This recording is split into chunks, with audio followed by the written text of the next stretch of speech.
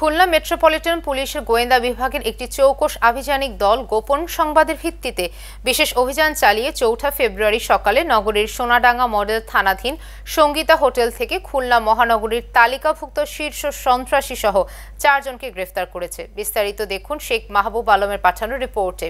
গ্রেফতারকৃত ব্যক্তিরা হলেন খুলনা সদরের পশ্চিম টুটপাড়াবাসী ওলিয়ার রহমানের ছেলে সাকিবুর রহমান জিতু, খালিশপুরের মৃত ইদ্রিস আলী মিয়ার ছেলে জাহাঙ্গীর হোসেন মিয়া, মোহাম্মদ জাহাঙ্গীরের ছেলে শাওন, কাশিয়ানী থানাবাসী হাফিজুর রহমানের ছেলে সোহেল রানা ওরফে উজ্জ্বল শেখ।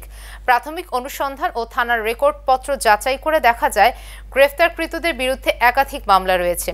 সাকিবুর রহমান ওরফে জিতুর বিরুদ্ধে হত্যা, ডাকাতি, দস্যুতা, চাঁদাবাজি, বিস্ফোরক আইন, দ্রুত বিচার আইন, বিশেষ ক্ষমতা আইন, নারী ও শিশু নির্যাতন দমন আইন এবং মাদক সংক্রান্ত ১৪টি মামলা রয়েছে। বেশ কয়েকটি অপরাধমূলক ঘটনা যার পরিপ্রেক্ষিতে খুলনা মেট্রোপলিটন পুলিশ সন্ত্রাসী অপরাধী গ্রেফতার করেছে। এর ধারাবাহিকতায় আজকে একজন শীর্ষ সন্ত্রাসী গ্রেফতার হয়েছে। আজকে ৪ ফেব্রুয়ারি সকালে খুলনা মেট্রোপলিটন পুলিশে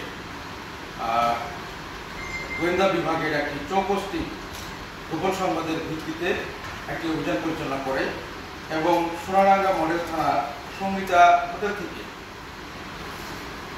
তালিকাভুক্ত শীর্ষ সন্ত্রাসী ৪ জন শীর্ষ সন্ত্রাসীকে গ্রেফতার তারা করে।